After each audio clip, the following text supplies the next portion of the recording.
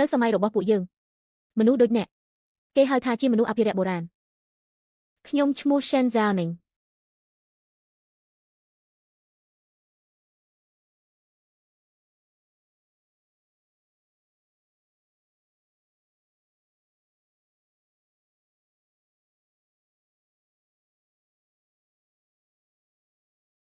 ឲ្យចាស់ជ្រាបមើលសិន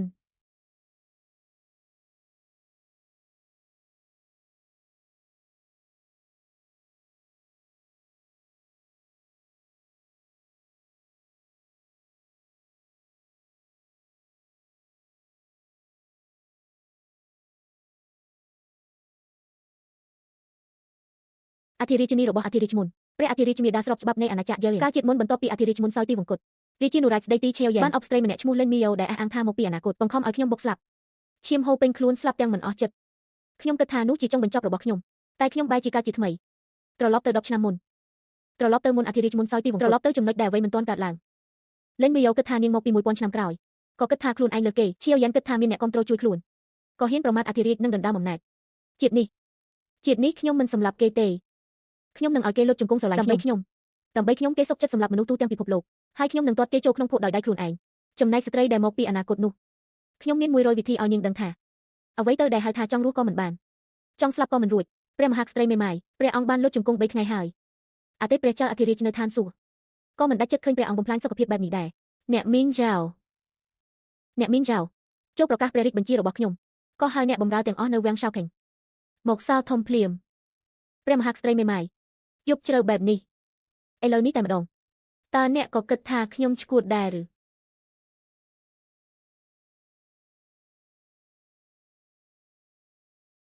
ប៉ុន្មានថ្ងៃនេះខ្ញុំមិនសូវមានកម្លាំងចិត្តទេត្រូវការភាពស្ងប់ស្ងាត់ចាប់ពីថ្ងៃនេះទៅសាវតារបស់អ្នកបម្រើទាំងអស់នៅវាំងឆៅខេងត្រូវស៊ើបអង្កេតឡើងវិញហេតុអ្វីបានជាអ្នកមានអារម្មណ៍ភ័យខ្លាចខ្ញុំជាអ្នកបម្រើម្ចាស់ខ្ញុំបម្រើគ្រាន់តែបារម្ភពីព្រះមហាក្សត្រីមេកាន់ទុក3ថ្ងៃខ្ញុំបម្រើខ្លាចថាព្រះកាយទ្រង់មិនអាចទ្រាំទ្របានមែនឬអ្នកម៉ាយ៉ាវគាត់ឈ្មោះនាងទុកស៊ើបអង្កេតឲ្យបានលម្អិតជាពិសេសថ្ងៃដែលនាងចេញពីវាំងទៅសួរសុខទុក្ខគ្រួសារបានជួបអ្នកណាខ្លះបម្រើចាស់ចាំទុកហើយ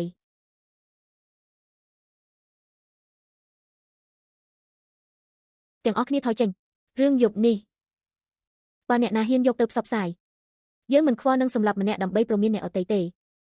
ព្រះមហាក្សត្រីមេមិននៅមុខសពដើម្បីកាន់ទុក្ខ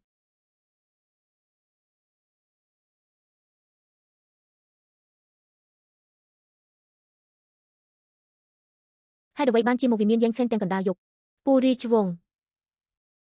កូននៅតូចពេកប្រសើរជាងឲ្យលោកឡើងគ្រងរាជ្យ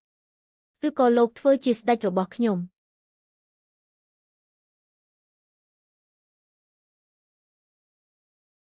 តើអ្នកដឹងទេថាខ្លួនឯងកំពុងនិយាយអ្វីព្រះចៅអធិរាជមុនទើបតែសោយទីវង្គតយើងដឹងពូរីជវងគិតឲ្យបានច្បាស់ស្អែកក្នុងសុនីការរាជសូមផ្ដល់ចម្លើយដល់យើង Shen Zhaoning តើអ្នកពិតជាចង់បានអ្វី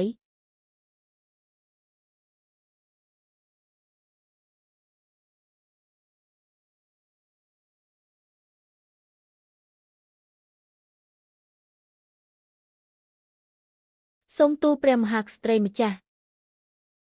យោងតាមប្រពៃណីចាស់របស់រាជវាំងខាងក្នុងមិនគួរចូលរួមពិភាក្សាកិច្ចការរាជការផ្ដល់សំណងដល់អតីតមន្ត្រីរាជវង្សមុនជាកិច្ចការសំខាន់របស់រាជសូមប្រគល់ឲ្យរាជានុរៈនិងក្រសួងទាំង6ព្រះមហាក្សត្រីម្ចាស់សូមមានព្រះបន្ទូលតែនិយាយថាព្រះរាជវាំងខាងក្នុងមិនអាចពិភាក្សាកិច្ចការនឹងសូមមួយថាខណ្ឌពីក្រមបុរាណឲ្យអ្នកសម្គាល់មើលអ្នកសូមសម្គាល់មើលថាពាក្យនេះដកស្រង់ចេញពីក្រមណាព្រះមហាក្សត្រីម្ចាស់ជាសិស្ថាបនារាជវង្សបានស្ដាប់និងអស់រាជការរាល់កិច្ចការធំរបស់រដ្ឋសុទ្ធតែព្រះមហាក្សត្រីម្ចាស់ជាអ្នកអនុម័តត្រូវបានបង្កើតតាំងពីព្រះបរមសាសនា120ឆ្នាំម្ដងចោលអ្វីដែលយើងសូត្រគឺ Dalian Canon អ្វីដែលអ្នកជំទាស់គឺប្រពៃណីរបស់បុព្វបុរសមន្ត្រីទាំងអស់ក្នុងរាជសភាតើជាយើងចាំខុសឬអ្នកចាស់ជ្រាហើយព្រះមាតាបានសូត្រត្រឹមត្រូវ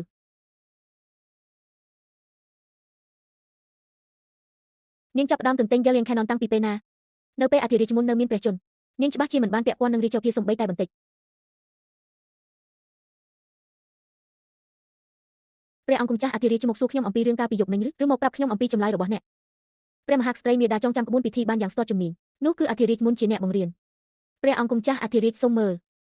ជើងរបស់គាត់ពិការហើយប៉ុន្តែធ្មេញនៅតែមុតអ្នកណាដែលគិតថាគាត់មិនអាចបង្ករឿងបានទៀត លោកដៃចូលទៅនឹងប្រជុំហានិភ័យត្រូវគាត់ខំដាច់ម្រាមដៃតើអ្នកពិតជាចង់បានអ្វីដែលអញចង់បានអញបាននិយាយរួចហើយកាលពីយប់មិញប្រសិនបើព្រះអង្គម្ចាស់អធិរាជនៅតែមិនទាន់សម្រេចចិត្តត្រឡប់ទៅគិតសិនទៅមិនបាច់ប្រញាប់ទេព្រះមហាក្សត្រីមាតានេះ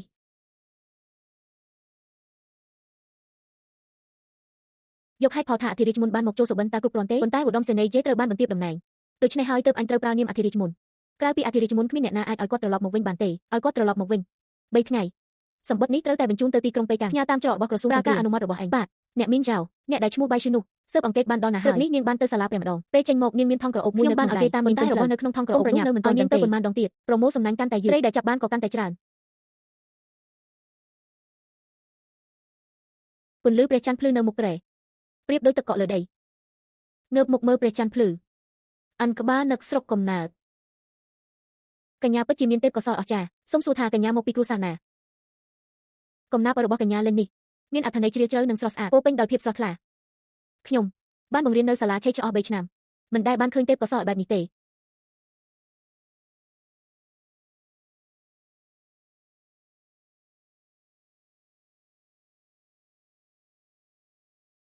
យកក្រដាសនិងជក់មក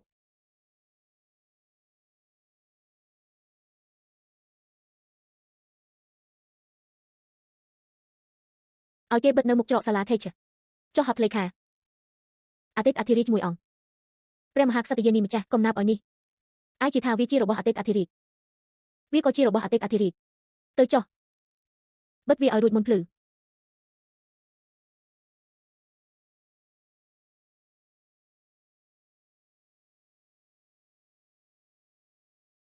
កញ្ញាយ៉ននេះប្រហែលជារឿងចៃដន្យស្នាដៃអក្សរសិល្ប៍ក្នុងលោកស្រដៀងប្រហែលជាអតីតអធិរាជក៏ធ្លាប់ធ្វើដូចគ្នាពិតណាស់មិនមែនជារឿងចៃដន្យឲ្យទេពិភពលោកនេះមិនអាចមានរឿងបែបនេះទេហេតុអ្វីបានជាវត្តខេញញ៉ានខ្លាចជាព្រះរាជបណ្ដាំរបស់អតីតអធិរាជព្រះរាជបញ្ជាពីព្រះមហាក្សត្រយានីកញ្ញាលេងនៅទេព្រះមហាក្សត្រយានីម្ចាស់មានព្រះបន្ទូលថាបើជារឿងចៃដន្យសូមឲ្យកញ្ញាលេងនិពន្ធមួយបទទៀតបើល្អជាងរបស់អតីតអធិរាជព្រះមហាក្សត្រយានីម្ចាស់នឹងអញ្ជើញនាងចូលវាំងធ្វើជាព្រះគ្រូផ្ទាល់បាច់ម្លងគេនោះគឺជាបទល្មើសបោកប្រាស់ព្រះមហាក្សត្រព្រះមហាក្សត្រយានីម្ចាស់នឹងស៊ើបអង្កេតជំនួសអតីតអធិរាជកំណាព្យរបស់ព្រះអង្គម្ចាស់នោះពិតជារបស់អតីតអធិរាជមែនឬអធិរាជមុនបាននិពន្ធកំណាព្យឲ្យនេះតាំងពីពេលណាបើសិនជាវាជារបស់ខ្លាញ់បន្លំនាងហ៊ានយកទៅបិទនៅមុខសាលាតៃស៊ឺឲ្យអ្នកប្រាជ្ញទូទាំងរាជធានីមើលដោយរបៀបណាអធិរាជមុនបានបន្សល់ទុកកំណាព្យឲ្យនេះ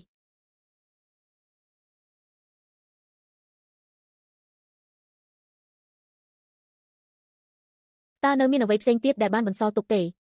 កញ្ញាលេងយើងបានឮថាអ្នកនៅមានកំណាព្យឲ្យទៀតអង្គុយចុះមន្ត្រីទាំងអស់នៅទីនេះអង្គុយឲ្យស្រួលគ្របសន្តែកក្រហមដុះនៅភាគខាងត្បូងរដូវផ្ការីកមកដល់វាដុះប៉ុន្មានមេឃសូមឲ្យលោកបេះឲ្យបានច្រើនវត្ថុនេះតំណាងឲ្យការនឹករលឹកជាទីបំផុតកំណាព្យឲ្យល្អណាស់ពិតជាកំណាព្យឲ្យដ៏ល្អមែនយើងសួរអ្នកមួយសំណួរលេងហ្គែងសូមឲ្យលោកបេះឲ្យបានច្រើនវត្ថុនេះតំណាងឲ្យការនឹករលឹកជាទីបំផុតអ្នកនឹករលឹកអ្នកណាកញ្ញាលេនមុននេះអ្នកសម្លឹងទៅព្រះអង្គម្ចាស់រាជានុសិទ្ធគឺចង់ប្រាប់យើងថាកំណាព្យឲ្យនេះសរសេរជូនព្រះអង្គគឺមិនមែនទេវាត្រូវបានសរសេរសម្រាប់អ្នកណាឬថាកំណាព្យឲ្យនេះព្រះនាងក៏ធ្លាប់បានឃើញដែរនៅឯណា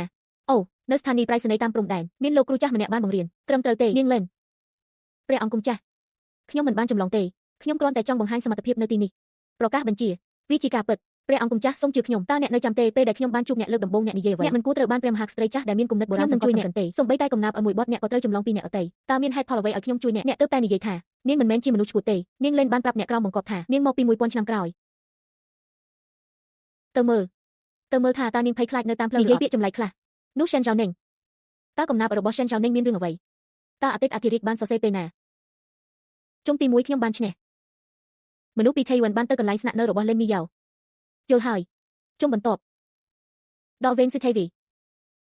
ព្រឹកនេះនាងបានទៅព្រះវិហារម្ដងទៀតនេះជាលើកទី12មុននេះអ្វីដែលគាត់យកចេញមកគឺជាបញ្ជាអ្វីនៅមិនទាន់រកឃើញទេប៉ុន្តែព្រះវិហាររបស់សុឆៃវីមិនដែលប្រើអ្នកនាំសារទេតាមដានបន្តបាទចំណែកខាងបៃឈីវកុំប៉ះពាល់គាត់ឲ្យគាត់បន្តផ្ញើព័ត៌មានប៉ុន្តែព័ត៌មានអ្វីដែលត្រូវផ្ញើខ្ញុំជាអ្នកសម្រេច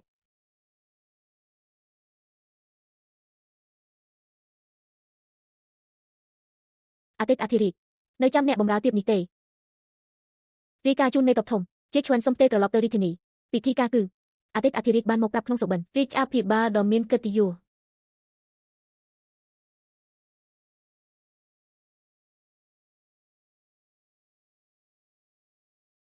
បែរជាត្រូវឆ្មាជើងចាប់មួយធ្វើឲ្យចិត្តរវល់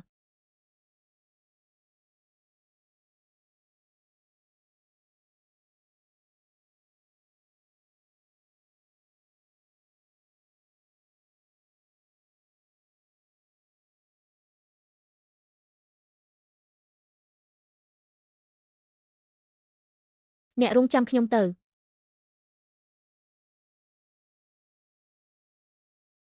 ថ្ងៃនេះរាជអភិបាលបានបញ្ជាផ្លាស់ប្ដូរកងទ័ពពី 5000 នាក់កើនដល់ 30,000 នាក់ចាំសិនព្រះអង្គម្ចាស់អធិរាជអង្គពូកាន់អំណាចគួរតែបង្កើនចំនួនទាហានទ្វេដងក្នុងពេល 30,000 នាក់ច្រើនពេកហើយ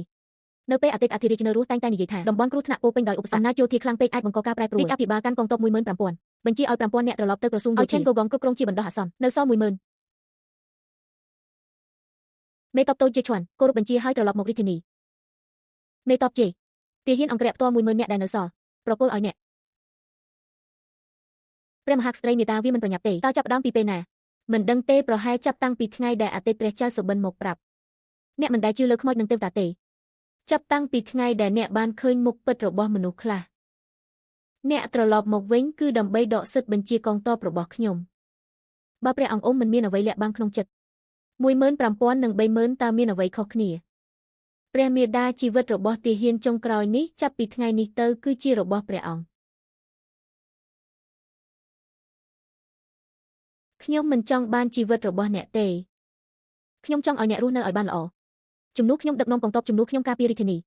ទាហានចុងក្រោយនេះមិនខ្លាចស្លាប់ដើម្បីបំពេញបញ្ជាទេបន្ទះបញ្ជានេះអាចបញ្ជាកងទ័ពការពារវាំងចាប់ពីថ្ងៃនេះអ្នកគ្រប់គ្រងការពារវាំងសុវត្ថិភាពរបស់វិមានខ្ញុំប្រគល់ឲ្យអ្នកទាហានចុងក្រោយមានសំណួរមួយសួរមកហេតុអ្វីព្រះមេដាជឿលើទាហានចុងក្រោយនេះអតីតព្រះចៅបានមកប្រាប់ក្នុងសុបិនអ្នកគឺជាមន្ត្រីស្មោះត្រង់អតីតព្រះចៅមិនដែលបោកប្រាស់ខ្ញុំទេ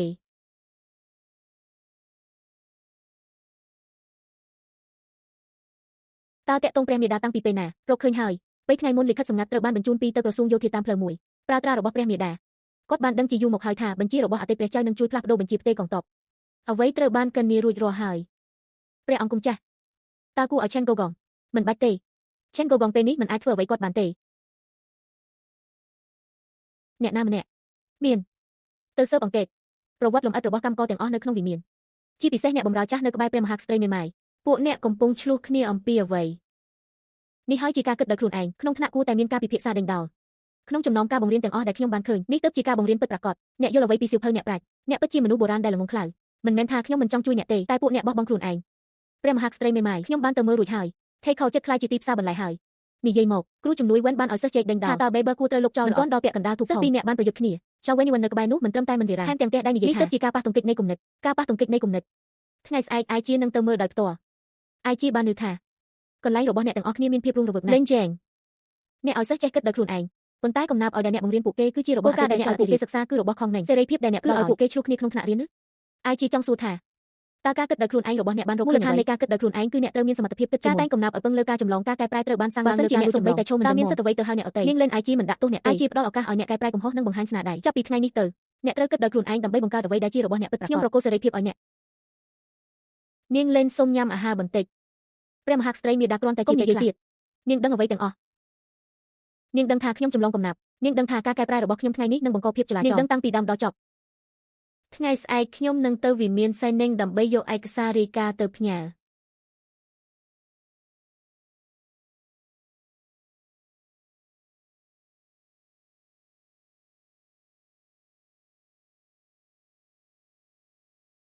ឯកសារដែលអធិរាជមុនបានរក្សាទុក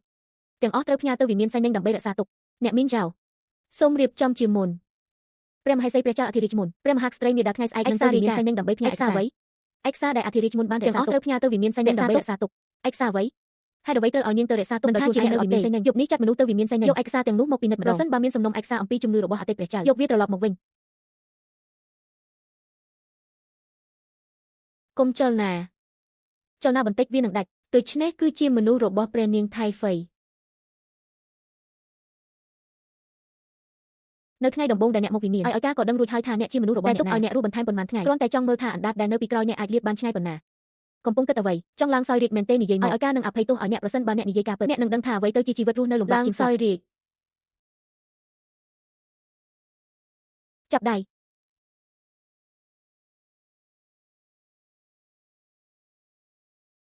យកសាកសពទៅព្រះវិហារហើយនិយាយថាឲ្យការបានជួយលោកស្រីឈឺសម្អាតគ្រួសារ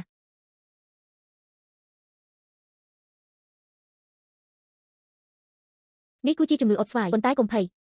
ក្នុងសៀវភៅវិទ្យាសាស្ត្រដែលខ្ញុំធ្លាប់អានមានវិធីព្យាបាលហៅថា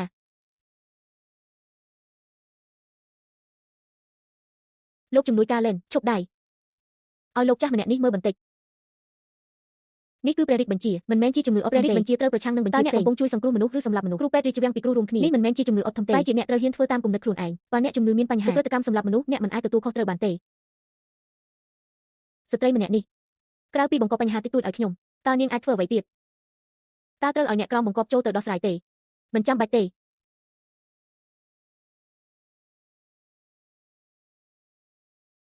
លោកស្រីlênព្រះមហេសីចង់ជួបលោកស្រីពេលណាឥឡូវនេះសិនហ្សានឹងយកចិត្តទុកដាក់បំផុតលើអ្វីអ្នកដឹងទេបងប្រុសរបស់គាត់សិនហ្សាយវិនកំពុងដឹកនាំទ័ពនៅព្រំដែនខាងជើងប្រសិនបើមានអ្នកផ្សព្វផ្សាយចេញថាគាត់ប្រមូលទ័ពផ្ទាល់ខ្លួនហើយមានបំណងបះបោរតើអ្នកគិតថានឹងមានសភាពយ៉ាងណាគាត់ប្រកាសជាឈួត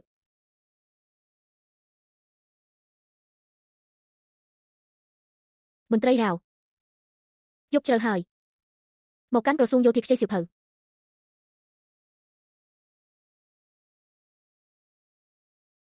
យប់មិញអ្នកទៅក្រសួងយោធាធ្វើអ្វីលោកឆែនលោកគ្រូខ្ញុំបានបំពេញភារកិច្ចខ្ញុំបានឃើញផ្ទាល់ភ្នែកបានលួចយកព័ត៌មានយោធាទីក្រុងប៉េកាំងពីបាយការយោធាបាយការយោធានិយាយចេញមកអាចប្រាប់បានខ្ញុំជាអ្នកនេះនឹងត្រូវបណ្ដឹងចេញមិនចាំបាច់និយាយទេខ្ញុំនឹងកាត់ទោសអ្នកនៅទីនេះគឺសិឆេវានឹងពួកគេបានឲ្យយកបាយការមានរបាយការណ៍យោធាមួយដែលចោទប្រកាន់លោកឧត្តមសេនីយ៍ថាប៉ះបោមនុស្សល្ងងនរណាអនុញ្ញាតឲ្យគាត់ប៉ះពាល់ស្ត្រីនេះមិនដឹងថាជីវិតខ្លួនមានគ្រោះថ្នាក់ទេព្រះអង្គគុំចាស់ហេតុអ្វីអ្នកព្រួយបារម្ភខ្លាំងអំពីគឺជាបងប្រុសនិងបងស្រីដែលយកចិត្តទុកដាក់ចំពោះខ្ញុំនៅតែបារម្ភអំពីរឿងផ្សេងទៀតថ្ងៃស្អែកនាំមនុស្សទៅចាប់មកប្រាប់ថាជាព្រះរាជបញ្ជារបស់នាងបានផ្សព្វផ្សាយពាក្យចាំអារ៉ាមបំផុតមិនឲ្យចេញពីផ្ទះរយៈពេល3ថ្ងៃព្រះមហេសីចំណាស់ស៊ូទុកឲ្យនាងរស់បន្តពី3ថ្ងៃទៀតយើងមិនទាន់ត្រៀមខ្លួនរួចទេខាងនាងខ្លាចថានឹងធ្វើឲ្យរឿងលេចនាងចង់ចាត់ការមិនមែនទៅគិតមួយថ្ងៃពីរថ្ងៃទេឲ្យនាងធ្វើឲ្យខ្លួនឯងវឹកវរអ្វីដែលនាងចង់បានមិនមែនមានតែជីវិតរបស់ទេវាមិនមែនជាការសម្រេចចិត្តភ្លាមទេផែនការបង្កាច់បង្ខូច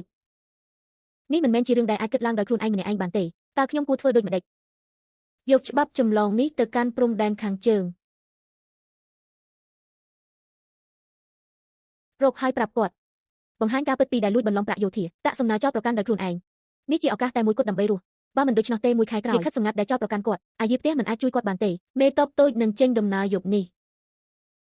ជានិមិត្តសញ្ញាត្រកូលរបស់វាំង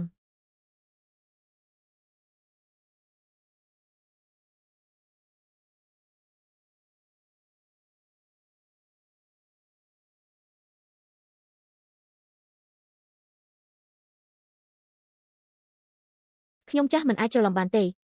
វាជាអំណោយពីអធិរាជស្ថាបនាប្រទេសនេះគឺជានិមិត្តសញ្ញាត្រកូលរបស់គាត់ជួយផ្ញើព័ត៌មានបានដាក់អ្នកស៊ើបការដើម្បីខ្លំមើលអតីតព្រះរាជាតាមដានអស់ប៉ុន្មានឆ្នាំហើយព្រះមហាក្សត្រីយានីតើគួរធ្វើភ្លាមទេ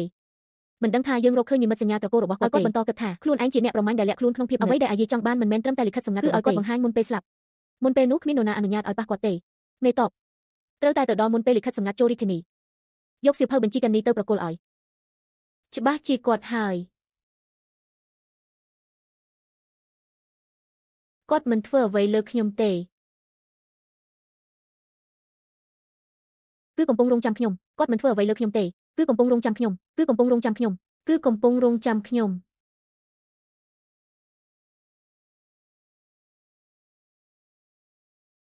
គឺកំពុងរងចាំខ្ញុំរងចាំឲ្យខ្ញុំបង្ហាញចំណុចខ្សោយធំជាងនេះម្នាក់នេះជារបស់ដែលស៊ូថៃហ្វៃផ្ដល់ឲ្យខ្ញុំដាក់ចូលក្នុងទឹកថ្នាំរបស់ថៃហៅនាងឲ្យអ្នកដាក់នៅពេលណាព្រឹកស្អែករាងកាយរបស់ព្រះមហាក្សត្រីយានីក្រោកឡើងយប់នេះអ្នកមិនបានធ្វើអ្វីទាំងអស់គ្រាន់តែមកយកពេងតែមួយមកឲ្យខ្ញុំប៉ុណ្ណោះយល់ច្បាស់ហើយអ្នកបម្រើយល់ហើយស៊ូថៃហ្វៃពិតជាហ៊ានចំណាយធំមែន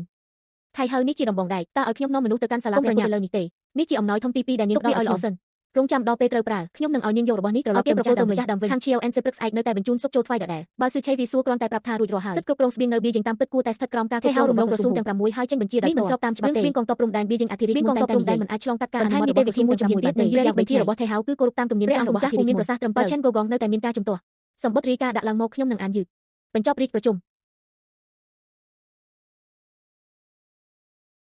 ដោយមានព្រះអង្គគុំចាស់ពូនៅទីនេះខ្ញុំមានភាពស្ងប់ចិត្តច្រើនឡើងរឿងក្នុងចិត្តរបស់ខ្ញុំព្រះអង្គម្ចាស់ពុំដល់ត្រឹមពេលល្អខ្ញុំកំពុងចង់រកមនុស្សនិយាយជាមួយសិឆេវាថ្មីនេះតែងតែទៅវិហារព្រះពុទ្ធខ្ញុំបានឮថានាងហាក់ដូចជាមានទំនាក់ទំនងជាមួយព្រះអង្គម្ចាស់មួយរូបនៅក្រៅវាំងព្រះអង្គម្ចាស់ពូដឹងថាជានរណាទេថេហៅឬពីកន្លែងណារ៉ាវម៉ែមកស៊ើបអង្កេតបានដឹងព្រះវិហារព្រះពុទ្ធមានរបស់ខ្លះ មិនគួរតែបង្ហាញខ្លួននៅក្នុងព្រះវិហាររបស់ព្រះអង្គម្ចាស់កត្រីស៊ូទេខ្ញុំចង់ឲ្យព្រះអង្គម្ចាស់កត្រីស៊ូមកសួរប៉ុន្តែខ្លាចធ្វើឲ្យស្រូវប្រុងប្រយ័ត្នព្រះរាជពូប្រសិនបើជាអ្នកតើអ្នកនឹងធ្វើដូចនឹងស៊ើបអង្កេតបើរកឃើញហើយវិញប្រគល់ឲ្យព្រះមហាក្សត្រីយានីសម្រេចទោសព្រះរាជពូល្អចំពោះខ្ញុំណាស់ព្រះរាជពូសូមត្រឡប់ទៅវិញចុះបើមានដំណឹងសូមប្រាប់ខ្ញុំគេបានចាប់ផ្ដើមស្រឡាញ់ខ្ញុំហើយនៅមិនទាន់គ្រប់ទេគេកំពុងប្រើប្រាស់ខ្ញុំ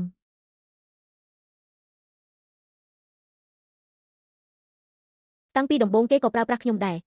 ប៉ុន្តែខ្ញុំដឹងច្បាស់ហើយក៏នៅតែព្រមលោកម្ចាស់អ្នកបម្រើក្នុងវងរបស់ព្រះអង្គម្ចាស់កត្រីស៊ូបានចេញពីទីក្រុងខាងវិមានពីងវាងរៀបចំសេះទៅវិមានពីងវាង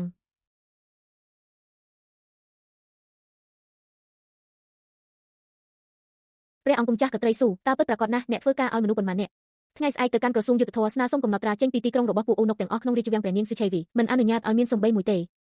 តែព្រះមហាក្សត្រីយានីប្រទាន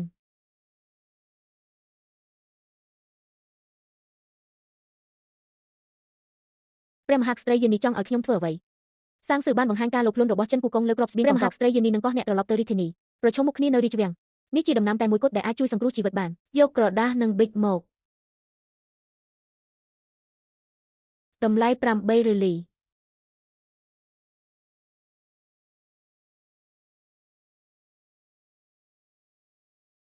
ត្រូវតែផ្ញើដល់ដៃព្រះមហាក្សត្រីយានីមេតបសូមកុំបារម្ភខ្ញុំត្រូវបានឈឺយូបំផន់ចិត្តហើយបានទទួលផលប្រយោជន៍ពីអ៊ំខុនជាច្រើនក្នុងពេលខ្លីនិយាយបន្ថែមរឿងមិនគិតខ្ញុំយល់ព្រមប្រគល់មនុស្សទាំងនេះហើយសូមដាក់ខ្លួនចូលស្ងប់ស្ងាត់រយៈពេលកន្លះឆ្នាំមេត្តាគិតដល់អតិថិជនអភ័យទោសឲ្យខ្ញុំតែហ្វេបានលំបាកហើយក្រោកឡើងចុះត្រឡប់ទៅរងចាំដំណឹងប្រសិនបើពិតដូចដែលព្រះតែហ្វីគ្រាន់តែជាពាក្យស៊ើបអង្កេតរបស់មិនអភ័យទោសឲ្យព្រះមហាក្សត្រីមេដាឆៃព្រះមហាក្សត្រីមេដាឆៃមេដោះយ៉ាវខ្ញុំចាស់បម្រើនៅទីនេះគាត់នឹងទៅសារប្រជុំទៅគ្រប់គ្រងអ៊ីនិចទាំង3នាក់ក្នុងបញ្ជីមិនចាំបាច់សួរចម្លើយទេចាប់ដាក់ចូលក្នុងការិយាល័យខាងក្នុងភ្លាមបន្ទាប់មកជូនដំណឹងដល់អ្នកដែលជួបគ្នានៅព្រះវិហារព្រះពុទ្ធយប់នេះនឹងមានចំណែក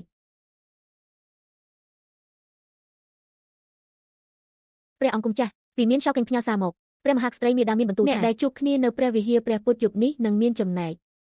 រៀបចំសេះទៅព្រះវិហារបាន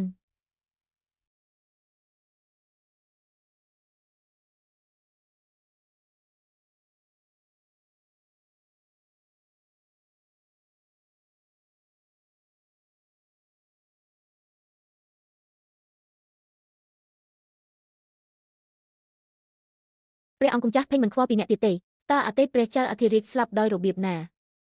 ព្រះនាងសឺវខ្ញុំនឹងផ្ដល់ឱកាសមួយដល់អ្នកនិយាយចេញមកខ្ញុំនឹងទុកសាកសពអ្នកឲ្យគ្រប់គ្រាន់បើមិននិយាយព្រះអង្គម្ចាស់ភេងធ្លាប់ដាក់អ្វីមួយក្នុងឆ្នាំទឹករបស់អតីតព្រះចៅជាមួយអ្នកសម័យនេះក៏ជាសាច់ញាតិរបស់ស្ដេចផ្ទះភ្នំដែរវានឹងមិនត្រឹមតែប៉ះពាល់ដល់ព្រះកាយរបស់អតីតស្ដេចទេពេលនោះខ្ញុំភ័ន្តច្រឡំមួយផ្លែតដូច្នេះបានធ្វើតាមឲ្យក៏ដឹងពីអំពើខុសរបស់អ្នកហើយទៅសុំទោសនៅមុខវិញ្ញាណអតីតស្ដេចដោយខ្លួនឯងប្រគល់ឲ្យអ្នកហើយ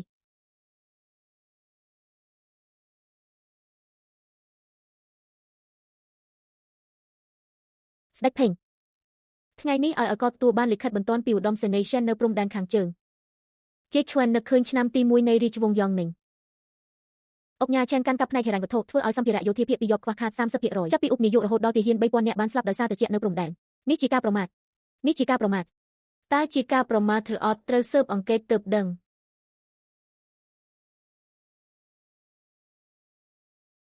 អុកញ៉ាឆែន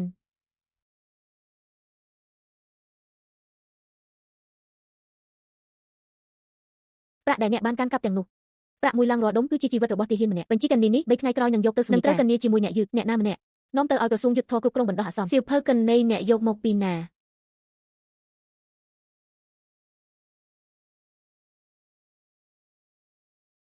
អតីតស្ដេចទុកឲ្យឯកោម៉េចព្រះរាជអ៊ំក៏ចង់ស៊ើបអង្កេតដែរអតីតស្ដេចនៅពេលណាព្រះអង្គម្ចាស់ពូអ្នកគួរតែអធិស្ឋានឲ្យល្អឲ្យឆេនហ្គោហ្គងនៅបន្ទប់សួរចម្លើយកុំបង្ហាញមនុស្សច្រើនពេក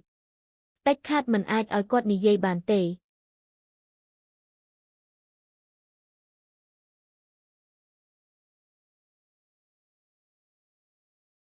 សម្រាប់ឆេនហ្គោហ្គងគឺជាការសារភាពដោយខ្លួនឯងក៏មិនអាចឲ្យគាត់បង្ហាញអ្វីបានដែរត្រូវតែមុនពេលឆេនហ្គោហ្គងនិយាយស៊ើបអង្កេតមើលថាឆេនយ៉ាវអ្នកនៅកាន់កាប់អ្វីទៀតរាយការណ៍ទៅព្រះមហាក្សត្រីយានី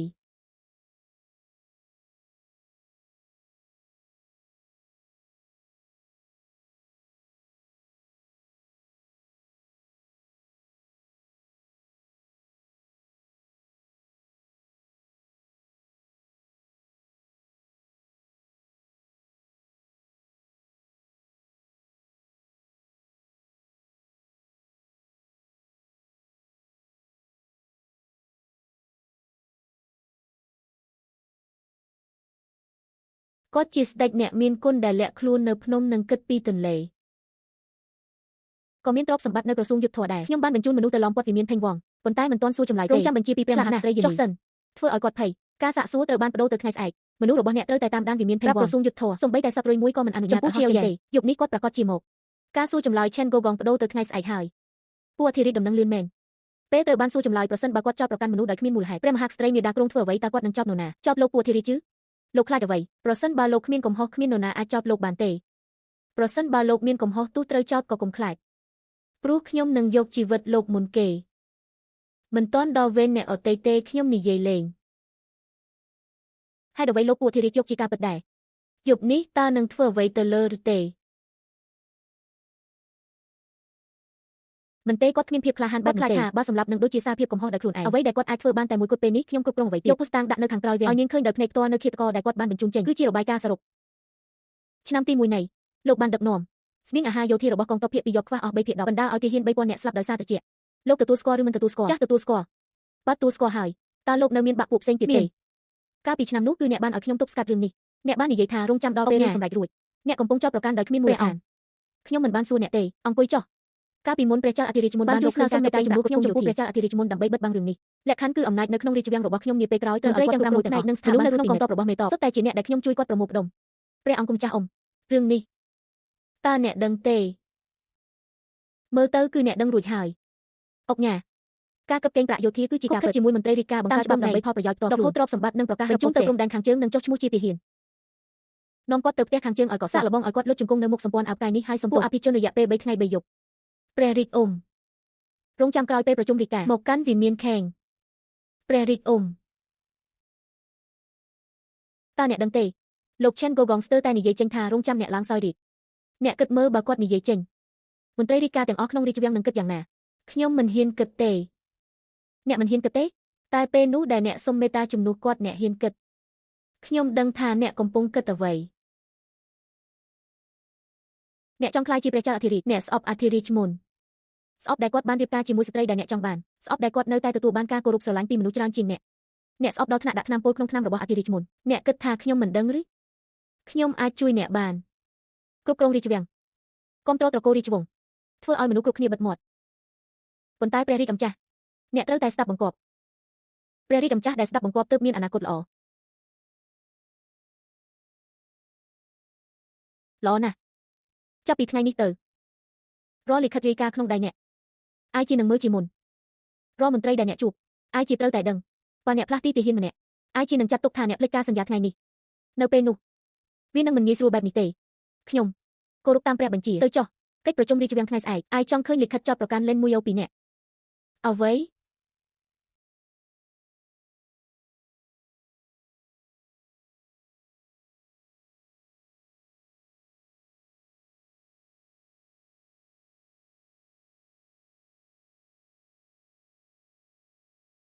តើគាត់កំពុងធ្វើអ្វីពិតប្រាកដនេះជាអ្វីដែលខ្ញុំសរសេររយៈពេល3ខែអត្ថបទស្ដីពីការអាណិតអាសូររបស់ព្រះមហាក្សត្រីយេនីមាតាថ្ងៃនេះបង្ហាញអំពើពុលនិងខុសខើជ្រៀតជ្រែកកិច្ចការរាជការធ្វើឲ្យព្រះរាជអធិរាជគ្មានអំណាចសរសេរបានល្អណាស់គួរឲ្យសោកស្ដាយគេភ្លេចរឿងមួយអ្នកដែលគេខឹងប្រឆាំងពេលនេះមិនមែនទេគឺអំណាចជំនួសដែលគេធ្លាប់ជឿថាគ្មានសមត្ថភាពយកអត្ថបទនេះទៅផ្ញើនៅវិមានប្រាប់ខ្ញុំចង់មើលថាគាត់នឹងធ្វើអ្វីខ្ញុំនឹងជំនួយការសាលាលេនមួយយោបានពិភាក្សារឿងរាជការនិងបំបែកទំនាក់ទំនងរវាងស្ដេចនិងមន្ត្រីអត្ថបទនេះនិយាយពីរឿងរបស់ហើយអះអាងថាបានបន្ថែមអំណាចលើនេះជាការញុះញង់ឲ្យមានចំនួនរវាងនឹងមន្ត្រីគឺជាពាក្យចាំអារ៉ាមបំផន់មនុស្សអត្ថបទនេះគឺអ្នកជាអ្នកសរសេរមែនទេអត្ថបទនេះគឺអ្នកសរសេរមែនទេមែនអ្នកសរសេរថាព្រះមហាក្សត្រីមាតាបានដកអំណាចពីស្ដេចតំណាងព្រះអង្គគុំចាស់អ៊ំតើលោកគិតយ៉ាងណាខ្ញុំមិនដែលមានអារម្មណ៍ថាត្រូវដកអំណាចគឺជាការបំបែកព្រះមហាក្សត្រនិងមន្ត្រីតាមច្បាប់គួរតែត្រូវនិរទេសចម្ងាយ3000លីអាអៀននាងជាកូនស្រីម្នាក់និរទេស3000លីគឺធ្ងន់ធ្ងរពេកបញ្ជូននាងទៅសាលារៀននៅព្រំដែនឲ្យនាងបង្រៀនជនព្រៃឲ្យចេះអានសរសេរកុំឲ្យប្រើប្រាស់ខុសគោលបំណង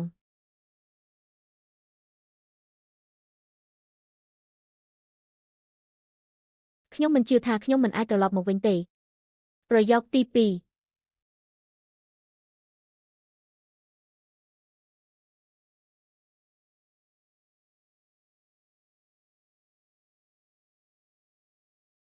2 បញ្ជូនទៅក្រសួងយោធា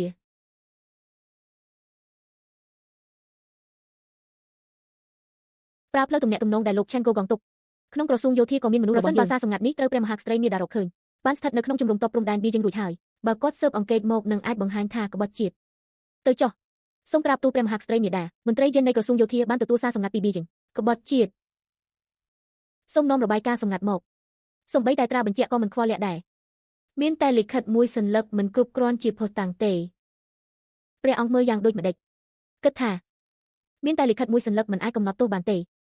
សូមព្រះមហាក្សត្រីមាតានិងឧត្តមសេនីយ៍ទៅកាន់ព្រំដែនខាងជើងដើម្បីស៊ើបអង្កេតរឿងរបស់ស្ត្រីមាតានិងឧត្តមសេនីយ៍ទៅព្រំដែនខាងជើងស៊ើបអង្កេតបើការក្បត់សត្រូវពិតប្រាកដបន្ទាប់មកនឹងចាត់ការតាមច្បាប់យកព្រមទៅកាន់ព្រំដែនខាងជើងភ្លាមបញ្ចប់រាជវង្សរបាយការណ៍សម្ងាត់នេះជាស្នាដៃរបស់ព្រះអង្គគង់ចាស់គាត់ចង់ឲ្យអ្នកនៅក្នុងជំរំកងទ័ពព្រំដែនខាងជើងខ្លាំងៗនៃការក្បត់ដែលគាត់បានលាក់ទុកហើយដឹកយកចូលរាជធានីអ្នកត្រូវចាប់យកភស្តុតាងខ្លាំងៗមុនមនុស្សរបស់គាត់ហើយដឹកយកចូលរាជធានីយល់ហើយទៅចុះត្រូវតែទៅមុនពួកគេជីវិតខ្ញុំសូមធានាដោយជីវិតរបស់ខ្ញុំឲ្យអ្នកហើយព្រះអង្គថែមទាំងអាចខ្លែងតាមអក្សររបស់បានទៀតព្រះអង្គតើគួរតែទៅស៊ើបអង្កេតចំណាត់ថ្មីរបស់ឬទេកុំប្រញាប់ទៅស្ថានីយ៍បៀយើងស្ទាក់ចាប់អ្នកនាំសារទាំងអស់ដែលមកពីទេសមិនអនុញ្ញាតឲ្យរួចមួយសម្បត្តិឡើយគឺជាឆ្កែរបស់គាត់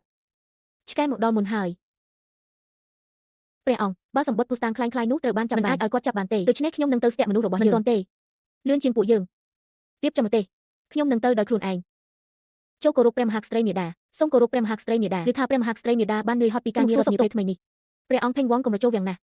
សូមអង្គុយបាននឿថាមានសារសម្ងាត់មកពីប៊ីជីងនិយាយថាមេតបក្បត់សត្រូវមិនសូវជឿទេប្រហែលមានអ្នកចង់ដាក់បន្ទុកគាត់និយាយទៅព្រះអង្គផេងវ៉ងនឹងតើមានទំនាក់ទំនងចាស់ខ្លះ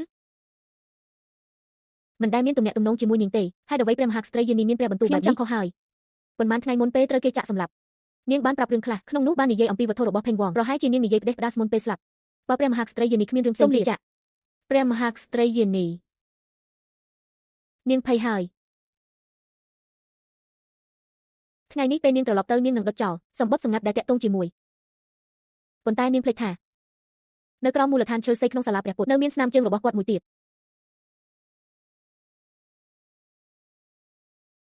ព្រះនាងស៊ូមានរឿងអ្វីកើតឡើងសាលាព្រះពុទ្ធឲ្យមនុស្សទៅស៊ើបអង្កេតសាលាព្រះពុទ្ធមុនពេលព្រះនាងស៊ូត្រូវគេចាក់សម្លាប់គាត់បាននៅទីនោះយូរប៉ុណ្ណាតើមានទុកអ្វីមួយនៅទីនោះទេមិនអនុញ្ញាតឲ្យខ្វះសំបីតែមួយបាទចំណែកខាងព្រំដែនខាងជើងផែនការដាំលុបចោលឲ្យមនុស្សរបស់សង្វីសិងដកថយទេកុំដកថយឲ្យគាត់នៅកន្លែងដើមរងចាំព្រះរាជបញ្ជាព្រះអង្គគង់ចាស់ត្រារបស់វែងវីសិងបានប្រើស្នាមត្រារបស់ព្រះអង្គត្រាអាចទុកឲ្យគេបានគេមិនអាចបញ្ជាក់ថាជារបស់ព្រះអង្គផ្ទាល់ទេព្រះមហាក្សត្រីមាតាព្រះអង្គគង់ចាស់ភេងយប់នេះពិតជាបញ្ជូនមនុស្សទៅស៊ើបសាលាព្រះពុទ្ធខ្ញុំបានឲ្យមនុស្សបើកផ្លូវឲ្យពួកគេចូលទៅហើយមិនបានសួររកឃើញអ្វីគាត់ស៊ើបអង្កេតបើរកមិនឃើញគាត់នឹងកាន់តែភ័យខ្លាចព្រះមហាក្សត្រីយានីមានន័យថាបង្ខំឲ្យគាត់សរសេរសម្បត្តិទៅកាន់កោសម្ព័ន្ធព្រៃគាត់ត្រឡប់ទៅវិញគាត់បានភ័យស្លន់ស្លោមនុស្សដែលភ័យខ្លាចនឹងធ្វើកំហុសគាត់ប្រកាសជាតាក់ទងទៅកោសម្ព័ន្ធព្រៃខាងកោសម្ព័ន្ធព្រៃខ្ញុំបានអញ្ជើញឆ្វេនជូនដំណឹងជាមុនរួចហើយសម្បត្តិសម្ងាត់ពីព្រះអង្គគង់ចាស់ភេងដែលកោសម្ព័ន្ធបញ្ជូនតទៅជាឆ្វេនមែនទេព្រះមហាក្សត្រីយានីយប់នេះបានស្ទាក់ចាប់សម្បត្តិទាំងអស់ពីរាជវាំងភេងទៅស្ថានីយ៍ប៊ីជីងគាត់បានស្ទាក់ចាប់បានមួយច្បាប់រួចហើយឲ្យគាត់ស្ទាក់ចាប់ទៅអាចទៅបានទេ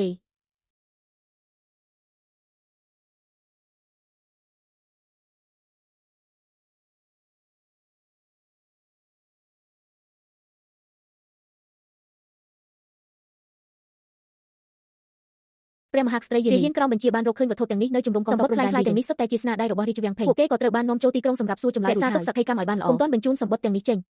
ឲ្យមនុស្សរបស់ជាឆ្វេនតាមដានរាជវាំងភេងរាល់សត្វព្រាបដែលហោះចេញគ្រប់អ្នកនាំសារដែលចេញពីទីក្រុងសម្បត្តិ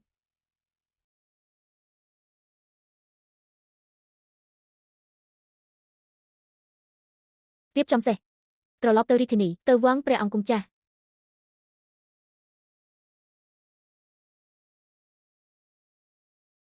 ព្រះអង្គគង់ចាស់តើយើងគួររាយការណ៍ទៅព្រះមហាក្សត្រីមាតាមុនទេមិនចាំបាច់ទេព្រះមហាក្សត្រីមាតាយប់នេះនៅជារាជធានីបានចាប់អ្នកនាំសាររបស់វាំងគាត់បានឃើញខ្លឹមសារសម្បត្តិសម្ងាត់ឲ្យគាត់ទៅ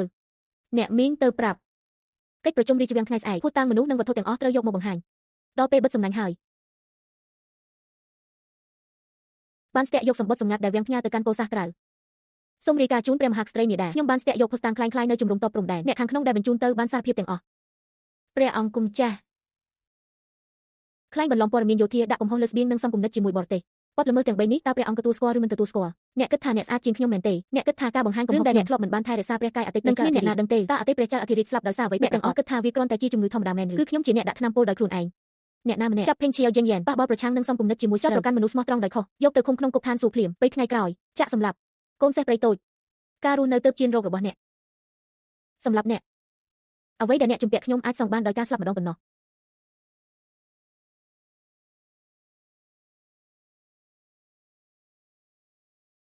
ព្រះមហាក្សត្រីយានីចាស់អ្វីដែលព្រះអង្គភេងវងនិយាយថ្ងៃនេះអំពីការស្លាប់របស់អតីតព្រះចៅអធិរាជព្រះអង្គបានដឹងតាំងពីយូរមកហើយទើបតែដឹងអតីតព្រះចៅអធិរាជមិនមែនគាត់ជាអ្នកសម្លាប់ទេប៉ុន្តែគាត់ក៏ធ្លាប់ដាក់ថ្នាំពុលផងដែរមានទាំងគ្រួសារទាំង3នាក់គាត់ក៏បានសម្លាប់គាត់ដែរគាត់ក៏បានសម្លាប់គាត់ដែរគាត់ក៏បានសម្លាប់គាត់ដែរគាត់ក៏បានសម្លាប់គាត់ដែរជីវិតមនុស្ស34នាក់ឲ្យគាត់រស់ដើម្បីសង្បាប់ព្រះមហាក្សត្រីយានីមានបន្ទូលឲ្យអ្នកត្រឡប់ទៅវិញនាងនិយាយថាអ្នកលុតជង្គង់នៅទីនេះជីវិតមនុស្ស34នាក់របស់គ្រួសារក៏មិនអាចត្រឡប់មកវិញទេតើនាងចង់ឲ្យខ្ញុំធ្វើអ្វីព្រះមហាក្សត្រីយានីមានបន្ទូលថាអ្នកដឹងហើយ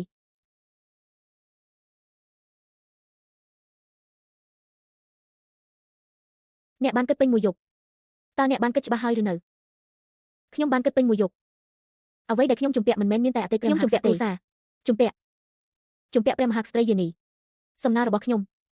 សូមព្រះមហាក្សត្រីយានីអនុញ្ញាតឲ្យខ្ញុំរស់ដើម្បីសង្បាប់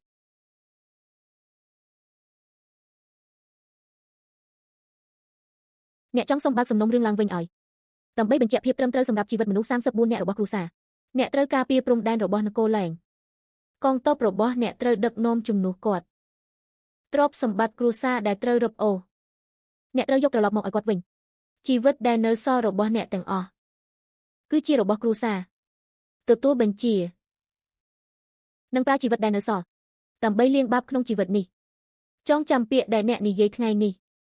ប្រសិនបើថ្ងៃណាមួយអ្នកភ្លេចមិនឲ្យអ្នកស្លាប់ទេនឹងធ្វើឲ្យអ្នកអាម៉ាស់ជាងការស្លាប់ឲ្យមកមើលខ្ញុំសើច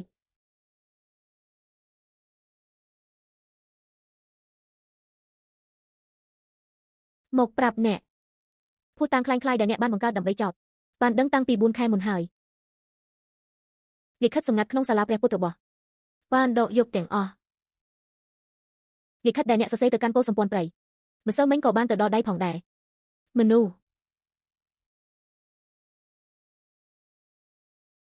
ដូចគ្នាទៅវិញទៅមក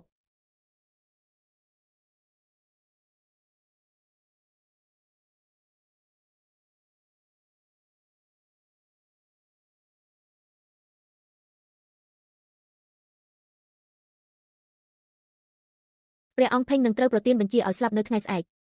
ថ្ងៃនេះត្រឡប់ទៅវិញបានចាប់ផ្ដើមស្វែងរកឯកសារករណីរួចហើយលោកនៅតែស្អប់គាត់ទៀតឬសម្រាប់គាត់វាស្រាលពេកហើយ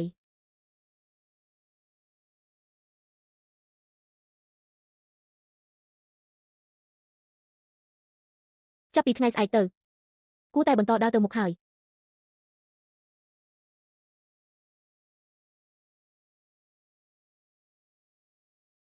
ខ្ញុំមកទីនេះដើម្បីបង្រៀនពួកអ្នក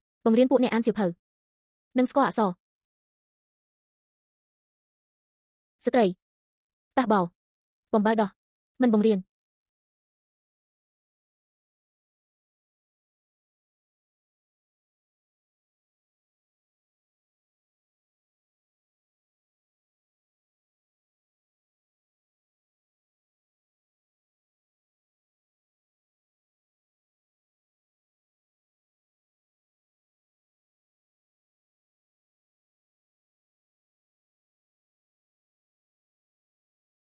ថ្ងៃស្អែកឲ្យមនុស្សរបស់ផ្ញើរបស់សួរសុខទុក្ខខ្លះទៅប្រាប់ថាជារង្វាន់ពីរបញ្ជីអំណោយសម្រាប់ពិធីជប់លៀងឲ្យនាងបង្រៀនសៀវភៅដល់ជនឲ្យបានល្អម្យ៉ាងទៀតដាក់សម្បត្តិមួយក្នុងរបស់សួរសុខទុក្ខរាល់ចំនួនក្នុងសម្បត្តិមិនចាំបាច់សរសេរច្រើនតែមួយប្រយោគអ្នកចាស់គំនិតសត្វភូមិគ្មានអ្វីផ្សេងទេគឺអាចទ្រាំបានល្អជាងអ្នក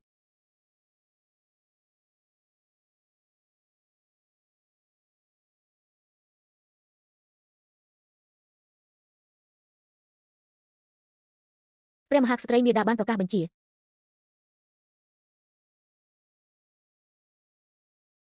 វត្ថុបុរាណចាស់ជ្រុលក្នុងសង្គមសត្វភូមិមិនមានអ្វីផ្សេងទេគឺអាចអត់ធ្មត់បានល្អជាងអ្នក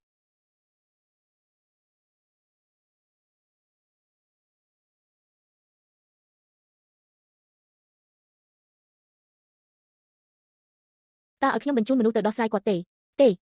ទុកគាត់ឲ្យនៅចាប់ពីពេលនេះរាល់ខែផ្ញើរបស់សួរសុខទុក្ខម្ដងចុងសម័យមិញពិធីជប់លៀងនៅតែធ្វើដោយធម្មតាសម្បត្តិមួយច្បាប់ក្នុងសម្បត្តិមានតែប្រយោគមួយនេះផ្ញើរហូតដល់គាត់ជប់ផ្ញើសារឯកជនខ្ញុំយល់ហើយព្រះមហាក្សត្រីមាតាលោកស្រីឲ្យលេងម៉ែងនៅរស់គឺដើម្បីឲ្យគាត់មើលឃើញលោកស្រីមិនមែនដើម្បីឲ្យគាត់មើលឃើញទេបំណុលដែលលេងម៉ែងជំពាក់ខ្ញុំឲ្យគាត់សងដោយខ្លួនឯងគ្រប់ដោយក្រណាត់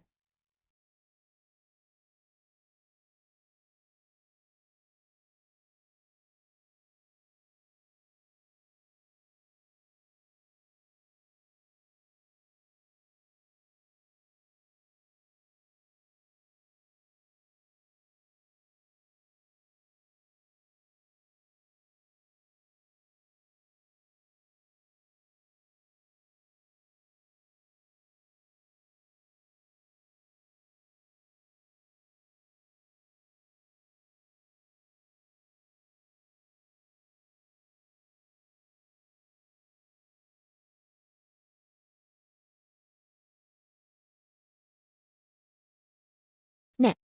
មានប្រយោជន៍រៀបការជាមួយសិស្សទី8ថ្ងៃស្អែករៀបការ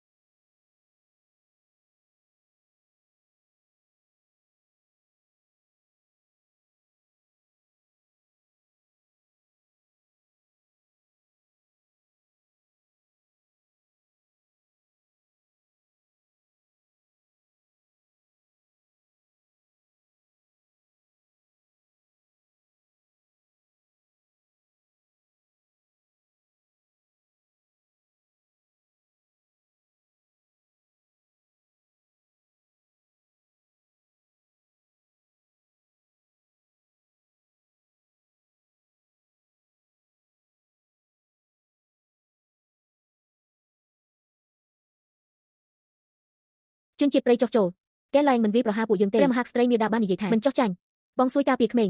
មិនរំលោភលើការគ្រប់គ្រងខ្លួនឯងបើយាងមកលើក្រោយអ្នកដែលមកជាមួយនឹងមិនមែនតែ20អ្នកទេ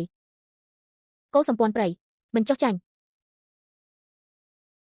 ព្រះមហាក្សត្រីមាតាបានឮថាកោសម្ព័ន្ធព្រៃបានទទួលយកស្ត្រីម្នាក់ពីដាឡែងឈ្មោះលេនមេអូព្រះមហាក្សត្រីមាតាមានបន្ទូលថាមនុស្សនេះជាអ្នកមានទោសរបស់ដាឡែងគួរត្រឡប់ទៅរាជធានីជាមួយឧត្តមសេនីយ៍ដើម្បីទទួលការដឹងថាមេដឹកនាំយកទៅស្ត្រីម្នាក់នេះជាបញ្ហាលេនមេអូព្រះមហាក្សត្រីមាតាមានបញ្ជាឲ្យអ្នកត្រឡប់ទៅរាជធានីជាមួយខ្ញុំជាទំនិញសួយសាររបស់កោសម្ព័ន្ធព្រៃ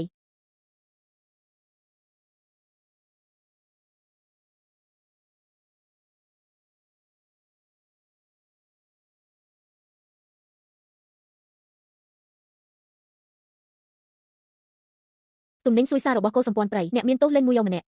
ព្រះមហាក្សត្រីមាតាមានបញ្ជានាំទៅឆៅឈិនហ្គេតរងចាំការកាត់ក្តី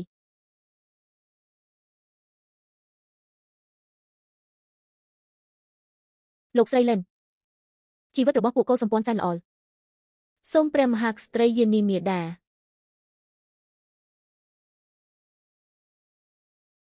បញ្ជូននាងទៅ King Chen Jen នាងមិនបាននិយាយថាតើខ្លួនឯងមកពីពេល1000ឆ្នាំក្រោយមែនឬឲ្យ King Chen Jen សិក្សានាងឲ្យបានល្អ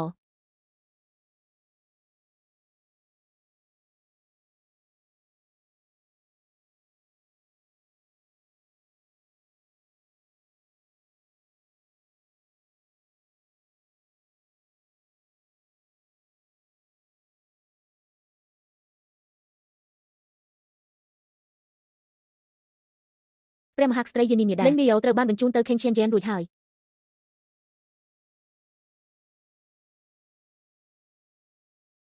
ជុំទី3បញ្ចប់រឿង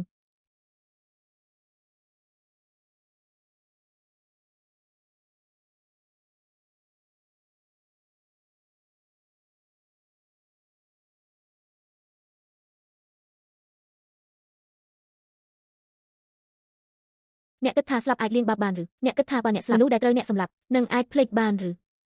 អ្នកមិនជំពាក់តែជីវិតអតីតអ្នកក៏ជំពាក់ Shen Joi-wen និងកោសម្ព័ន្ធរបស់ខ្ញុំអ្នកជំពាក់ខ្ញុំផងដែរអេរិយាបថបែបនេះរបស់អ្នកតើអ្នកចង់បង្ហាញឲ្យនរណាមើល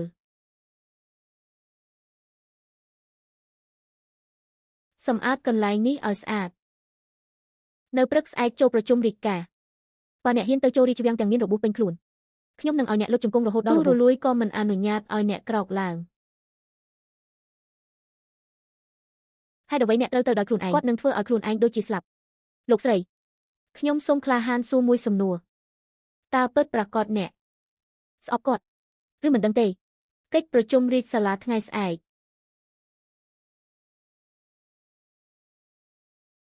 គាត់នឹងស្ដារកេរ្តិ៍ឈ្មោះឲ្យវិញឲ្យគាត់ធ្វើទៅនេះជាអ្វីដែលគាត់គួរធ្វើមានទោស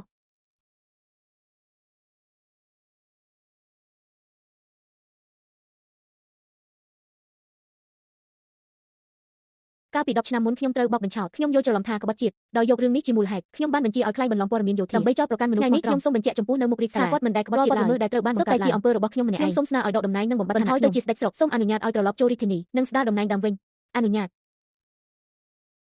ត្រូវបានតែងតាំងត្រឡប់ជាមន្ត្រីដើមវិញជាឧត្តមសេនីយ៍ធំការពារខាងជើងតំណែងព្រះរាជអាជ្ញាអាណាព្យាបាលមិនទាន់លុបចោលទេ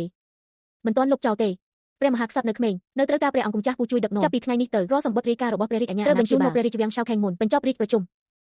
រឿងកាលពី10ឆ្នាំមុនថ្ងៃនេះត្រូវបានបើកសំណុំរឿងឡើងវិញហេតុអ្វីខ្ញុំមិនមានអារម្មណ៍រីករាយទេលោកស្រីមិនមែនមិនសប្បាយចិត្តទេលោកស្រីគ្រាន់តែហត់ពេកហើយខ្ញុំបានទុកយូរពេកហើយមានពាក្យខ្លះថ្ងៃនេះត្រូវតែនិយាយមកអ្នកជួយលុបបំបត្តិកំហុសឲ្យឧត្តមសេនីយ៍ខ្ញុំទទួលស្គាល់អ្នកលុតជង្គង់នៅប្រាសាទបុរាណការពីខ្ញុំក៏បានឃើញដែរប៉ុន្តែគុំគិតថារឿងទាំងអស់ដែលបានធ្វើកន្លងមកនឹងលុបចោលទាំងអស់អ្នកដឹងទេថាហេតុអ្វីព្រះមហាក្សត្រីមេដាឲ្យអ្នកមិនមែនដោយសារគាត់មានចិត្តទន់ទេគឺដោយសារគាត់នឿយហត់ពេកហើយបើអ្នកហ៊ានរំខានគាត់ម្ដងទៀតម៉ូឆៃនឹងសុំរាជបញ្ជាឲ្យស្ដេចទៅការពារបន្ទាយនៅជីវិតនេះគុំសង្ឃឹមថានឹងក៏សុំរាជបញ្ជាទៅប៉ុន្តែមុនពេលទទួលបានរាជបញ្ជាខ្ញុំនឹងមិនថយក្រោយទេចង់ចាំពាក្យដែលអ្នកនិយាយថ្ងៃនេះឧត្តមសេនីយ៍ជេបានទៅរាជវាំងអ្នកគ្រប់គ្រងហើយបានរារាំងឆេវយ៉ាននៅក្រោមច្រកកបៀហើយនិយាយពាក្យមួយចំនួនគាត់និយាយអ្វីខ្លះឧត្តមសេនីយ៍ជេបាននិយាយថាបើនៅហ៊ានចូលចិត្តអ្នកមួយជំហានទៀតគាត់នឹងសុំរាជបញ្ជាឲ្យអ្នកគ្រប់គ្រងទៅការពារបន្ទាយនៅព្រំដែនឲ្យពួកគេឆ្លោះគ្នាទៅ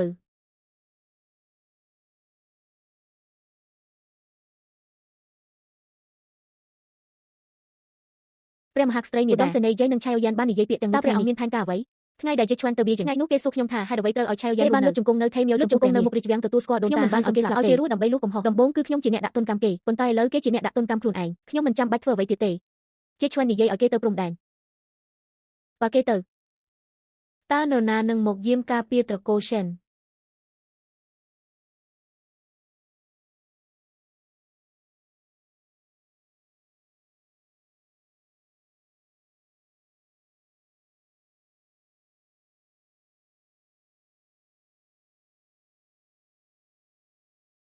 គេបានយាមអស់10យប់ហើយទាហានការពារថេមយោបាននិយាយថារាល់យប់គេលុតជង្គង់រហូតដល់ព្រឹក34យប់គេហៅឈ្មោះមួយនោះម្ដងហើយម្ដងទៀតខ្ញុំបានរើហើយលោកស្រីមិនទៅព្រោះមិនចង់ឲ្យគេដឹងថាលោកស្រីកំពុងមើលគេឬក៏ព្រោះមិនចង់ឲ្យខ្លួនឯងដឹងលោកស្រីលែងស្អប់គេទៀតហើយព្រឹកស្អែកចូលរាជវាំងឲ្យយាយឈួនដកអ្នកយាមនៅសាបូជាត្រកូលសិនចេញពាក់កណ្ដាលមិនចាំបាច់ការពារតឹងរឹងពេកទេបាទចុះជាយ៉ាននៅយាមយកតានៅឲ្យនាងលុតជង្គង់ទៀតទេជង្គង់គឺជារបស់នាងផ្ទាល់នាងចង់លុតរយៈពេលប៉ុន្មានតាមចិត្តនាង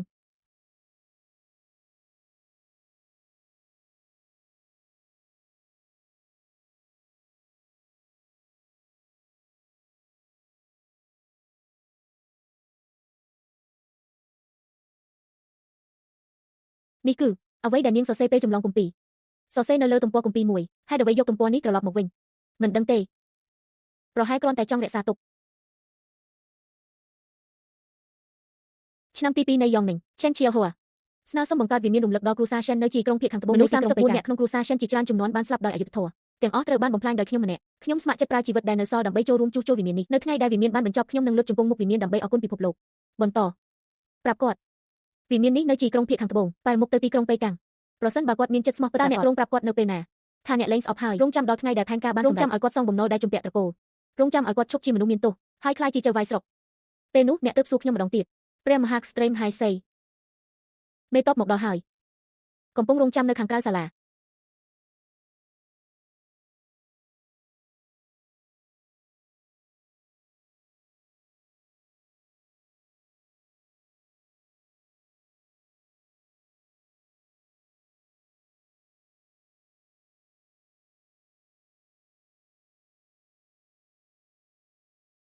អ្នកបានប្រើវាហើយប្រើរួចហើយ លុតជង្គង់នៅមុខមន្ទីរពេទ្យថ្ងៃដែលលុតជង្គង់គឺជាអ្នកបង្ខំគាត់ខ្ញុំនៅភាគខាងជើងតែមកប្រាប់មុនមនុស្សចាស់នោះមុនស្លាប់បានស្រែកថាសូមអធិរាជមុនជួយសង្គ្រោះបានប្រទានសេចក្តីស្លាប់នាងស្លាប់នៅក្នុងសាលាព្រះពុទ្ធត្រូវបានឃុំខ្លួននៅមនុស្សទាំងអស់ដែលជំពាក់ត្រកូលត្រូវបានសងរួចហើ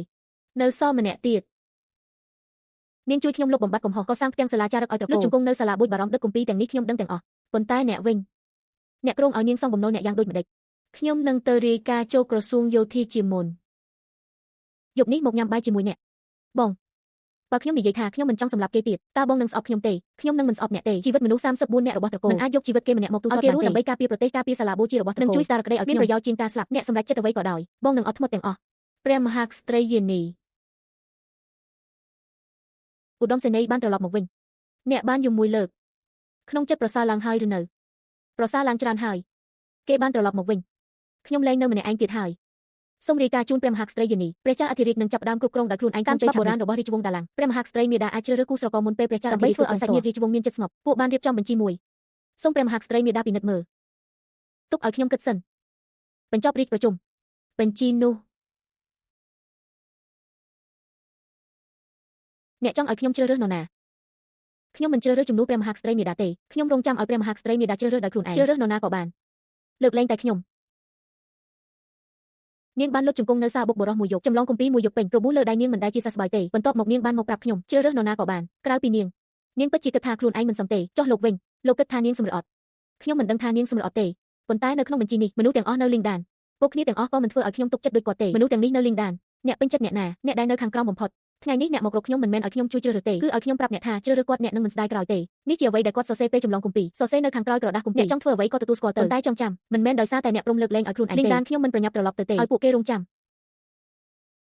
សៀវឌីជឺមានន័យដូចម្ដេចថាជីស៊ូទូព្រះបង្គំព្រះរាជាគឺព្រះមហាក្សត្រីយានីចង់រកស្វាមីថ្មីម្នាក់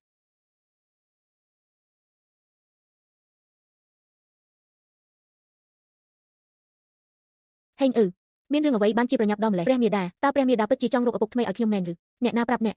កសៀវឌីជឺប្រាប់ថាព្រះមាតាកំពុងជ្រើសរើសស្វាមីថ្មីគឺស្វែងរកស្វាមីថ្មីឧត្តមសេនីយ៍ជ័យបាននិយាយថាព្រះមហាក្សត្រីមាតាក៏ជាស្ត្រីម្នាក់តែមានអ្នកស្រឡាញ់ថែរក្សាឧត្តមសេនីយ៍ជ័យនៅនិយាយអ្វីឧត្តមសេនីយ៍ជ័យនៅនិយាយថាព្រះមាតាតែងតែអានសម្បត្តិរហូតដល់យប់ជ្រៅរាល់ថ្ងៃពេលអុកឆ្មាព្រះមាតាតែងតែដកដង្ហើមធំគាត់ថាគាត់ក៏មិនដឹងថាត្រូវធ្វើយ៉ាងណាឲ្យមនុស្សម្នាក់ឈប់ដកដង្ហើមតែគាត់ថានឹងការពារព្រះមាតាជានិច្ច Hanger ប្រសិនបើព្រះមាតាពិតជារកមនុស្សម្នាក់កូនយល់ព្រមទេនៅពេលព្រះអង្គម្ចាស់អង្គុយលើព្រះមាតាសាលាបានល្អជាងមុនខ្ញុំបានឃើញទាំងអស់ប្រសិនបើព្រះអង្គម្ចាស់អាចធ្វើឲ្យព្រះមាតាឈប់ដកដង្ហើមធំយើងអាចឲ្យគាត់ធ្វើជាឪពុកចិត្តរបស់ខ្ញុំប៉ុន្តែគាត់ត្រូវសន្យាជាមុនថានឹងមិនធ្វើឲ្យព្រះមាតាខឹងទៀតឡើយជេខ្វាន់ពាក្យដែលអ្នកនិយាយជាមួយ Hanger ខ្ញុំបានដឹងរួចហើយអ្នកទៀបទោសគួរតែស្លាប់អ្នកគ្រាន់តែសួរសំណួរមួយដែលគ្មាននរណាធ្លាប់សួរខ្ញុំសួរអ្នកបាននិយាយថានឹងការពារខ្ញុំជានិច្ចមានន័យដូចម្ដេចខ្ញុំជាមេតបមិនចេះនិយាយពាក្យផ្អែមល្ហែមទេខ្ញុំគ្រាន់តែសង្ឃឹមថាព្រះនាងចៅវាយស្រីពេលខ្លះក៏អាចមិនចាំបាច់កាន់ឆ្មាដេកផងពាក្យទាំងនេះអ្នកទុកយូរប៉ុណ្ណាហើយចាប់ពីយប់ដែលព្រះនាងចៅវាយស្រីឈឺដួលអរគុណអ្នកប៉ុន្តែអ្វីដែលអ្នកចង់បានខ្ញុំមិនអាចផ្ដល់ឲ្យបានទេមិនមែនដោយសារទេគឺដោយសារអ្នកគិតថាខ្ញុំល្អពេកអ្នកមិនបានការពារខ្ញុំដែលជាខ្ញុំពិតប្រាកដទេខ្ញុំយល់ហើយខ្ញុំសូមផ្ទេរទៅទីក្រុងប៉េកាំងកុំទៅប៉េកាំងមានមិនត្រូវការឲ្យអ្នកនិយាយបន្ថែមទៀតទេត្រូវការអ្នកត្រូវការមេតបម្នាក់បង្រៀនគាត់ជិះសេះបាញ់ធ្នូខ្ញុំត្រូវការមិត្តម្នាក់ដែលមិននិយាយកុហកអ្នកអាចធ្វើបានទេខ្ញុំអាចធ្វើបានព្រះមហាក្សត្រលោកឧត្តមសេនីយ៍ជ័យថ្ងៃនេះបានស្នាក់នៅវិមាន Shocking 1 ម៉ោងពេលចេញមកភ្នែករបស់គាត់ក្រហមបន្តិចមែនទេទៅវិមាន Shocking បាទយប់ជ្រៅហើយព្រះរាជអង្គម្ចាស់មិនបានជូនដំណឹងឲ្យចូលមកភ្លាមតើនៅរាជវាំងមានរឿងបន្ទាន់អ្វីអ្នកចង់ជ្រើសរើសគូស្រករបញ្ជីឈ្មោះគឺរបស់ Laibachen រាជវាំងទាំងមូលដឹងហើយវាពាក់ព័ន្ធអ្វីនឹងអ្នកវាពាក់ព័ន្ធនឹងខ្ញុំមិនអនុញ្ញាតទេដោយហេតុអ្វីខ្ញុំបានបាត់បង់សុជីវធម៌ហើយយប់នេះអ្នកមកទីនេះតើចង់និយាយអ្វីពិតប្រាកដខ្ញុំមកដើម្បីពន្យល់អ្នកត្រឡប់ទៅវិញរបួសនៅលើដៃឲ្យពេទ្យរាជពិនិត្យមើលខ្ញុំមិនចង់ឃើញនៅពេលប្រជុំរាជការថងដៃរបស់អ្នកមានស្នាមឈាមម្ដងទៀតព្រះមហាក្សត្រីយានីជាយន់វងមកយប់នេះគឺដោយសារបានរឿងរបស់ឧត្តមសេនីយ៍ជ័យគាត់បានឬហើយឬតើលោកមានគំនិតយ៉ាងណាមិនមែននៅលើនេះទេ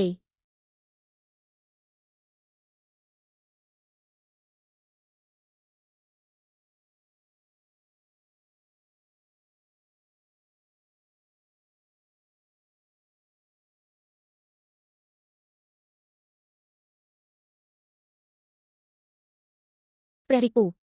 សូមផឹកមួយកែវ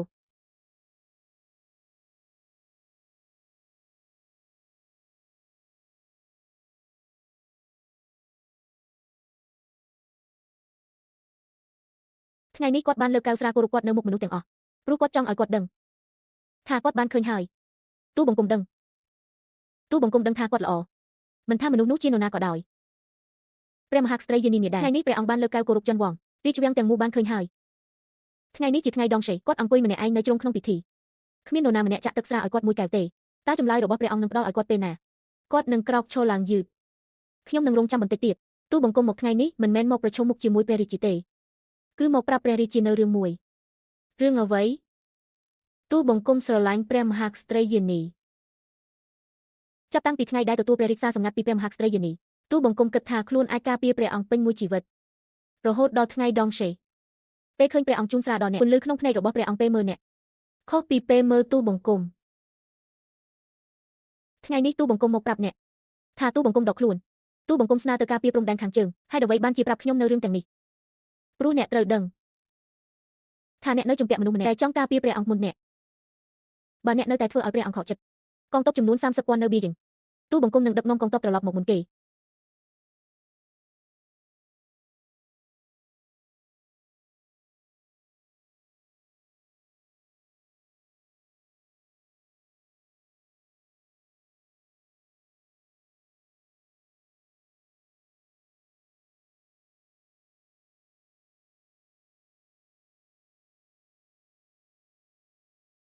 អ្នកទោសជាវហោលើកជង្គង់អរគុណចំពោះពិភពលោកព្រះអង្គគុំចាស់អ៊ុំ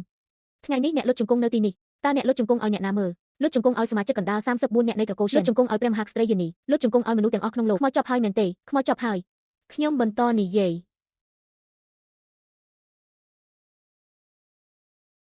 អ្វីដែលអ្នកជំពាក់គ្រួសារចាប់ពីថ្ងៃនេះទៅលែងជំពាក់គ្នាហើយ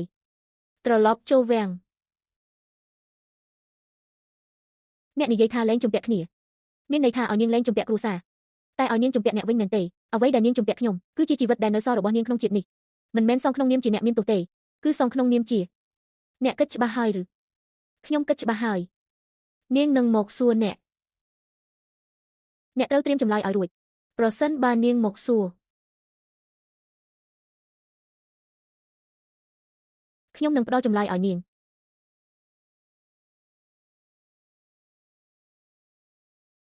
ព្រះមហាក្សត្រីមាតានៅលើផ្ទាំងសាលាចារឹកថ្ងៃនេះ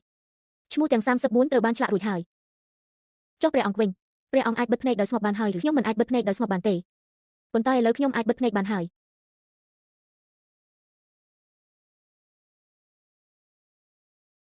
អធិរាជចាប់ពីថ្ងៃនេះទៅនគរនេះជារបស់អ្នកយើងនឹងគ្រប់គ្រងដោយខ្លួនឯងសូមព្រះអង្គមានព្រះជន្មាយុយឺនយូររាជបញ្ជាទី1របស់ខ្ញុំ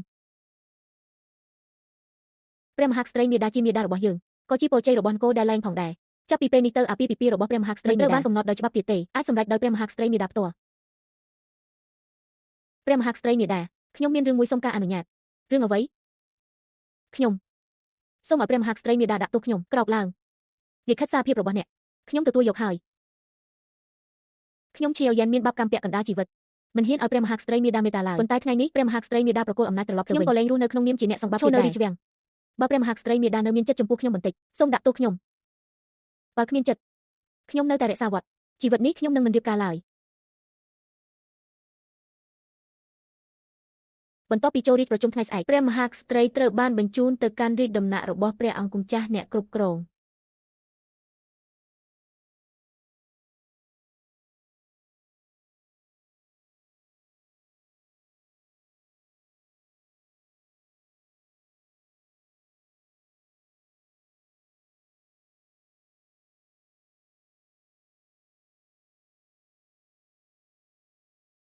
ព្រះមហាក្សត្រីមាតា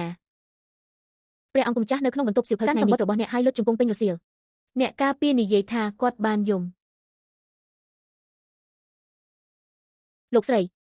នេះជាលើកដំបូងក្នុងរយៈពេល20ឆ្នាំដែលខ្ញុំបម្រើអ្នកតែខ្ញុំបាននឹងអ្នកនិយាយថាចង់បានអ្វីមួយពីមុនខ្ញុំមិននិយាយព្រោះខ្ញុំមិនហ៊ានប៉ុន្តែនៅថ្ងៃដែលសាលាចារឹកត្រូវបានសាងសង់ឡើងខ្ញុំបានរកឃើញថាមិនអភ័យទោសក៏អាចទទួលយកបានតើអ្នកបានគិតច្បាស់ហើយឬនៅគិតច្បាស់ហើយខ្ញុំចង់ ខ្ញុំជាអ្នកមកបញ្ចុកម្ដាយខ្ញុំ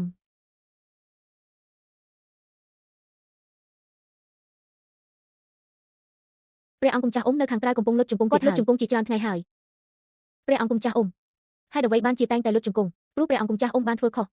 សមិនគួរត្រូវឈប់ទទួលទោសទេហេតុអ្វីត្រូវលុតជង្គង់រហូតព្រោះព្រះអង្គម្ចាស់អ៊ំធ្វើខុសធ្ងន់ពេកធ្ងន់ដល់ថ្នាក់ឈប់ទទួលទោសមិនគ្រប់គ្រាន់ព្រះមាតា